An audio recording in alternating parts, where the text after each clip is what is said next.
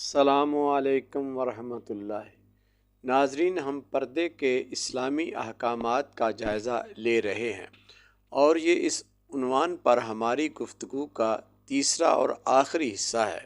ہم جان چکے کہ ستر پوشی اور حجاب عفت و آبرو کا ضامن ہے۔ ستر پوشی اور پردہ نہ صرف عفت و آبرو کا ضامن ہے بلکہ ایمان اور تقوی کی علامت ہے۔ پردہ یعنی ستر کا ڈھانپنا کے بارے مرد اور عورت دونوں کے لیے ان کی جسمانی ضرورت کے مطابق اسلامی تعلیمات میں ہدایات موجود ہیں۔ یوں تو مرد اور عورت کے لیے سارے جسم کو چھپانا مستحب ہے، مگر ستر میں مردوں کو ناف سے لے کر گھٹنوں تک اور عورتوں کو چہرے اور ہاتھوں کے سوا سارا بدن چھپانا لازم ہے۔ لباس پہننے کا اولین مقصد انسان کی شرم گاہوں کی پردہ پوشی کر کے اسے حیا سکھانا ہے۔ شرم و حیا ایک فطری خوبی ہے۔ حیا انسان کو ہر قسم کی برائیوں سے روکتی ہے اور اللہ کی نافرمانی یعنی برائیوں سے روکنا ہی تقوی اور پرہیزگاری ہے۔ حیا اور شرم ایک ایسی چیز ہے جو انسان اور حیوان کے درمیان باعث امتیاز ہے۔ ستر پوشی انسانی فطرت کا خاصہ ہے۔ خالق کائنات نے ہماری ہدایت و رہنمائی کے لیے آدم علیہ السلام اور اماں حوا کے زمین پر اتارے جانے کا قصہ قرآن سورہ اعراف میں بیان فرمایا ہے۔ تفسیر قرآن سے تفصیل معلوم ہو جاتی ہے کہ حضرت آدم اور اماں حوا کو تخلیق کے وقت ہی جنتی لباس پہننے کو ملے، مگر ایک شجر ممنوعہ کا پھل کھانے کی پاداش میں ان سے جنتی لباس اتر گئے اور ان کی شرم گاہیں ظاہر ہو گئیں۔ تب فطری جبلت کے پیش نظر انہوں نے اپنا ستر ڈھانپنے کے لیے درختوں کے پتوں سے اپنی شرم گاہوں کو ڈھانپ لیا۔ اس سے معلوم ہوا کہ اللہ تعالیٰ نے ستر پوشی یعنی پردہ اور حیا کو انسان کی فطرت میں رکھ دیا ہے۔ ناظرین، حیا قائم رہے اس کے لیے پردے کا حکم دیا گیا اور سورہ نور 30-31 کے الفاظ کا مفہوم توجہ طلب ہے کہ مومن مردوں اور عورتوں سے فرما دیجئے کہ وہ اپنی نگاہیں پست رکھا کریں اور اپنی زینت بناؤ سنگار کو غیر محرم پر ظاہر نہ کریں سوائے اس زینت کے جو عموماً خود ظاہر ہو جائے۔ نگاہوں کو نیچا رکھنے اور اپنی شرم گاہوں کی حفاظت کا یہ حکم قرآن ہر قسم کی بے راہ روی کو روکنے اور مرد و عورت کو وقار سے جینا سکھاتا ہے، بلکہ صحیح مسلم کی روایت ہے، رسول اللہ صلی اللہ علیہ وسلم نے فرمایا، کوئی مرد کسی مرد کے پردے کے اعضاء یعنی ستر نہ دیکھے اور کوئی عورت کسی عورت کے پردے کے اعضاء نہ دیکھے، گویا آپس میں ہم جنسوں مرد کو مرد اور عورت کو بھی ایک دوسرے کا ستر دیکھنے کی ممانعت کر دی گئی تاکہ آنکھوں میں بے حیائی اور بے شرمی کا شائبہ بھی پیدا نہ ہو۔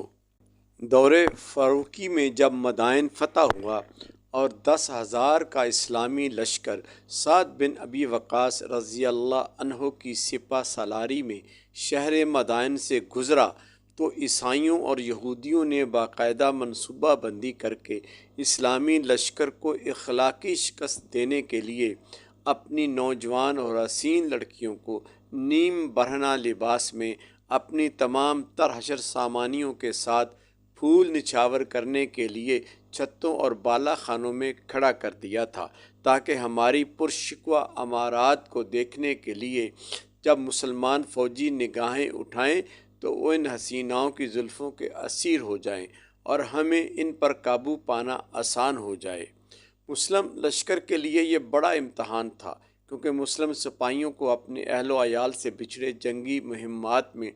ایک عرصہ گزر چکا تھا، لہٰذا بے راہ روی اور گمراہی کا خدشہ موجود تھا۔ تو سعد بن ابی وقاص نے اپنے لشکر کو بلند آواز سے یہی قرآن کی ایک آیت سنائی تھی کہ قُل لِّلْمُؤْمِنِينَ يَغُضُّوا مِنْ أَبْصَارِهِمْ وَيَحْفَظُوا فُرُوجَهُمْ، مسلمانوں سے کہہ دو کہ اپنی نگاہیں نیچی کر لیں اور اپنے جذبات پر کنٹرول کرتے ہوئے اپنی شرمگاہ کی حفاظت کریں۔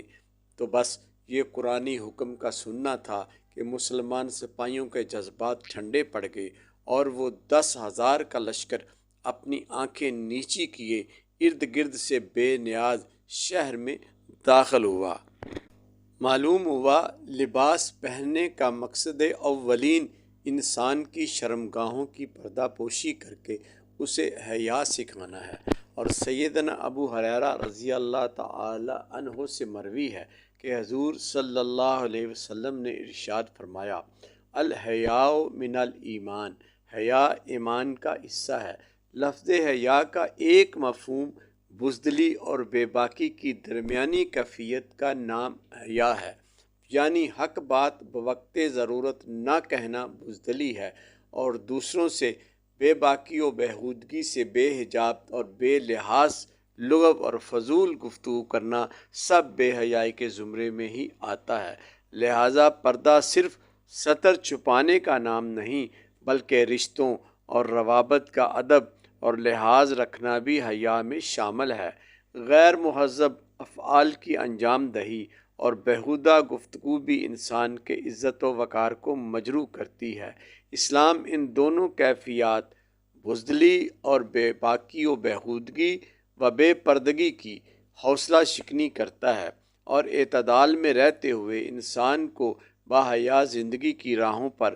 گامزن ہونے کی تلقین کرتا ہے۔ رسول اللہ صلی اللہ علیہ وسلم نے ایک مقام پر صحیح بخاری میں ہے ارشاد فرمایا، جو شخص میرے لیے اپنی زبان اور شرمگاہ کا ضامن ہو جائے تو میں اس کے لیے جنت کا ضامن ہوں گا۔ اللہ ہمیں اپنی زندگیاں دین فطرت پر گزارنے کی توفیق عطا فرمائے، آمین یا رب العالمین بجاہ النبی الکریم۔